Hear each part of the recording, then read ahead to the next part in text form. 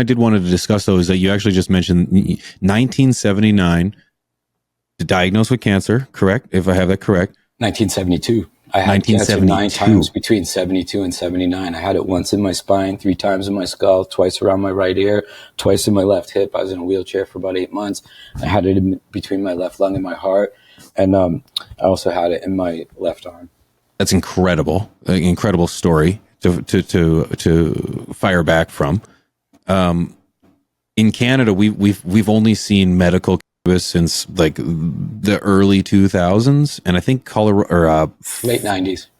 Late 90s. California might have had a little bit before us, or something like that. You got the Vancouver Compassion Club in 1997. It was created by my old girlfriend Hillary Black.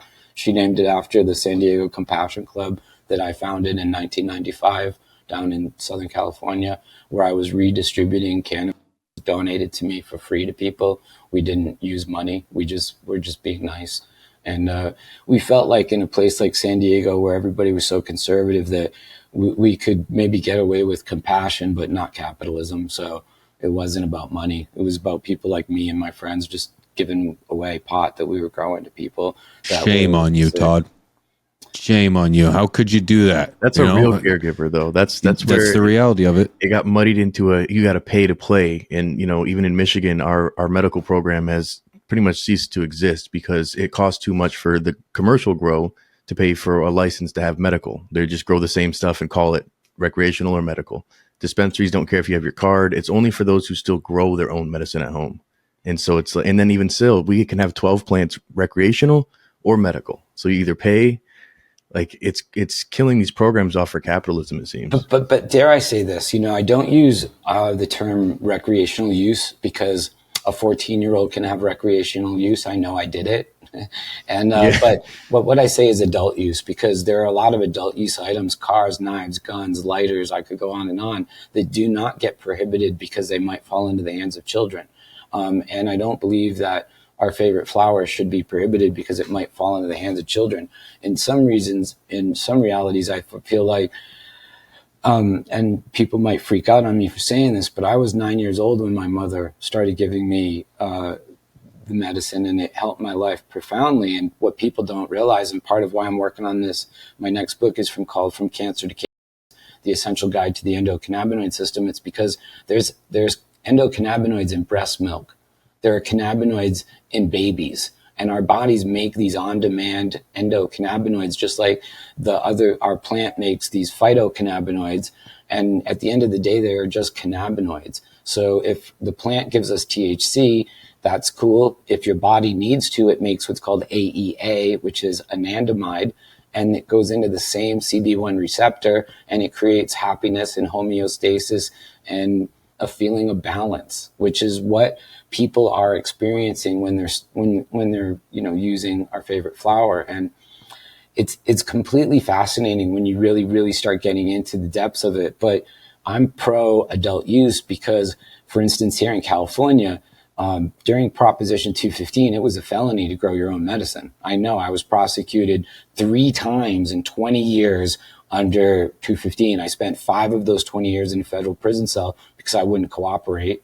And when I got out of prison, I got raided for 1,150 plants, got 3 years probation, even though I was medical. I had a nursery.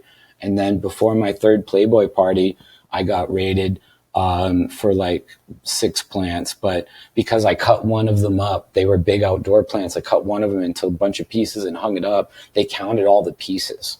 And it was like ridiculous. I got 3 years probation for that too.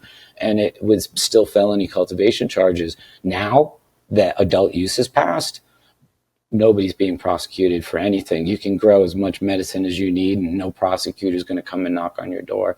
And I think that's what we all wanted in the first place. And, nothing gets in the way of somebody compassionately helping somebody else. Now it's just a misdemeanor violation to grow somebody else who needs it some herb. It used to be a felony.